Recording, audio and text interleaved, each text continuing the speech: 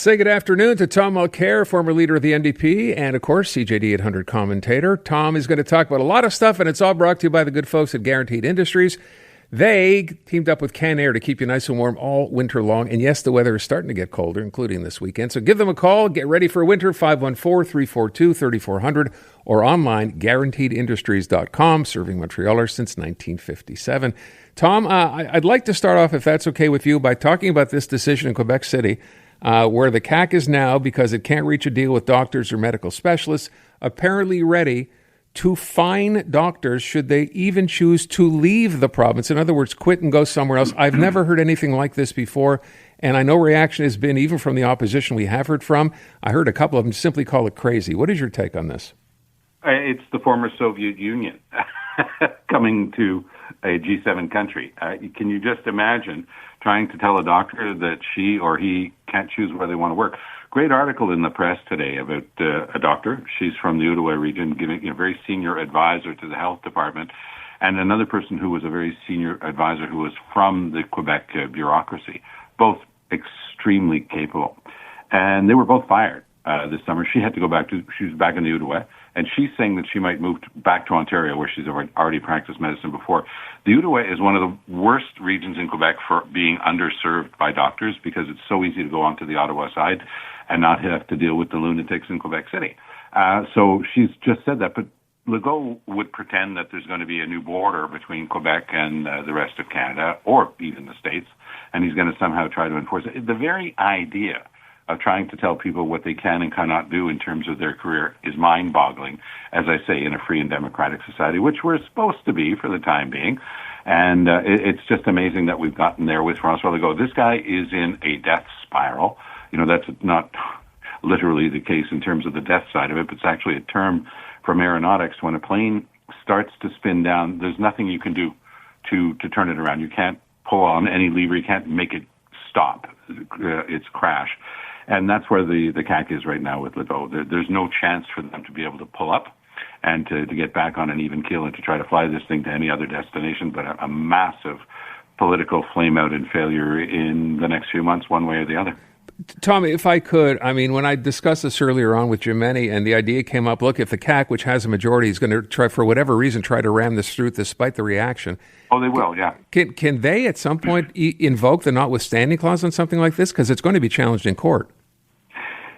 The short answer is they've put the notwithstanding clause into any number of bills since they got there, and they wouldn't hesitate to do this one. And it's an interesting point that you raised, because collective bargaining rights have been determined by the Supreme Court, actually involving often health service unions, saying you have a right to freedom of association. You can associate with other people. You can therefore form a union, and part of that is your ability to withhold services. Now, there are all sorts of attenuations of that in terms of essential public services that have to be the object of a negotiation project and process that is fair and that allows people to express their freedom of association, but not necessarily by withholding services in certain key areas. But the Quebec government has done none of that. And they're just, they've played a game since the beginning of the summer, a game where they're just blaming the doctors for everything. And if you go through the recent polling, they've also started a war with the unions. If you go through the populist polling, you see that this is like, talking to sort of like a government brother-in-law. It's all you got to do is this, all you got to do is that. And so what they're doing is they're looking at the polling, saying a lot of Quebecers find that unions are pushing too hard and they get too much or whatever. And so they want to have a war with unions. They've had a war with Anglophones. They've had a war with religious minorities, and now they're going after doctors because they think that that's good. It would be really nice to have a government in place that doesn't want to break up Canada or doesn't want to have a war with every single group in society because they think that's the only way that they can get votes. Although, I don't want to move on from this, but, we talk about things in the court of public opinion. The CAQ typically plays to its base. We understand that, right? That's what's won for it. But even if you're doing something like this against doctors, the base is it doesn't matter. This is every Quebecer who needs a doctor looking at this going, wait a sec, how is this going to make the situation any better where I live? How does the government not see that? The government only sees it this government, François Legault personally, only sees this in terms of what's his personal advantage here. What can he do to possibly hold on? Now, you and I have both been around for too long to think for 1 second that François Legault is actually going to manage to stick around. He's going to resign. Just the same way Trudeau always said that he was sticking around for the next election until the day he announced he was resigning. Valérie Plante said she was absolutely, the day before she announced her that she would not run again, the day before she gave us a long interview on French television saying, no, I'm absolutely running in the next campaign. She knew then and there that she wasn't running, but until you actually announce it, you have to keep saying that you're running, otherwise you're the ultimate lame duck. So Legault's going to play that game. He's late 60s. He's not in any shape to keep going. And it's obvious to anybody who watches him. He seems fed up with himself. He seems exhausted every time and he's getting increasingly edgy and angry. You know, his answers in the House, his answers in the hallway as he walks into the National Assembly. So, good riddance. I just for all of our sakes, and you talk about people waiting for medical care, waiting for a cancer treatment. All that, none of that's going to be improved by anything that they've proposed here. And that's what this is supposed to be about, the patients. Let me move on and talk about the Donald Trump reaction, of course, to the Ontario ads, citing Ronald Reagan saying from 1987, Tom, that, tariff's not a good idea. And then Trump's reaction, which is, we're halting trade negotiations with Canada. He was upset that this had run. What did you make of this? Did Doug Ford do the wrong thing here? No, Doug Ford was absolutely right. It was a really good ad campaign, and it got Trump's attention. What Trump did to try to legitimize his interference is he got the Reagan Foundation to say, well, you didn't ask for permission and it's edited. Yeah, it's edited because you can't take a 5-minute speech and put it onto an ad. But nobody who's listened to the whole 5 minutes, and I have, will tell you that anything was taken away or added. This wasn't a thing where it was like editing it to the point where it changed anything. It was exactly what Ronald Reagan said. And he said tariffs are really bad long-term. Short-term, sometimes, and this is pure Donald Trump.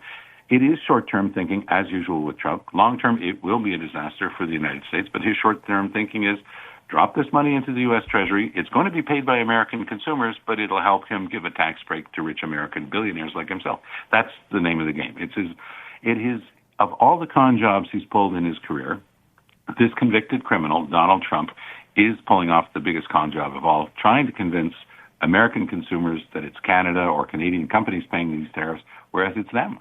Buying a new house in the States is going to cost you $75,000 more because most of the lumber sold in the United States that goes into building houses comes from Canada. 50% tariff on lumber paid by the buyer.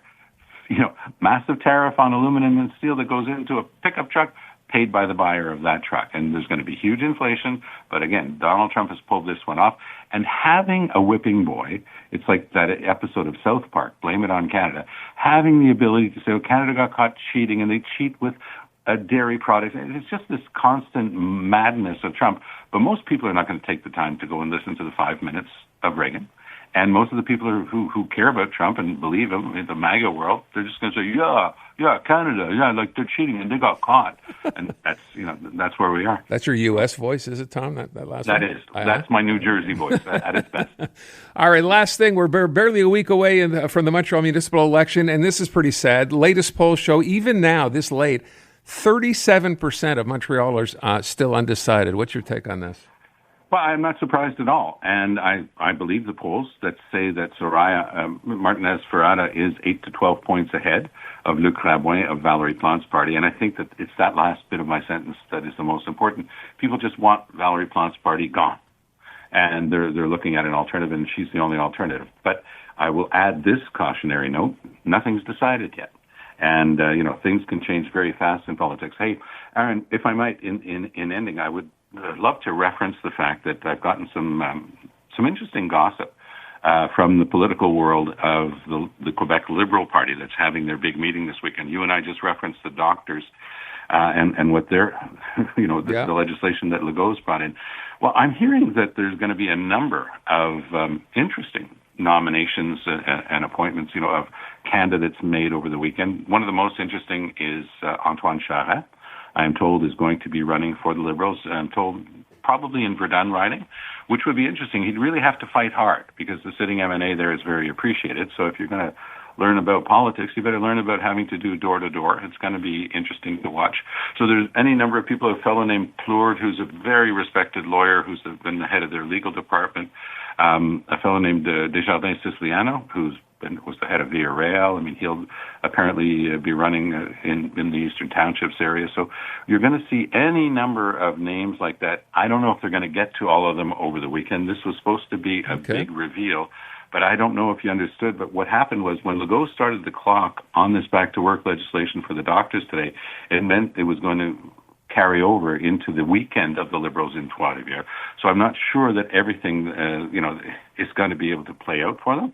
But I do think that this is going to be most interesting. I would love to see. I had a chance to meet with with Antoine Charest, who, of course, for people who don't know, is Jean Charest's son.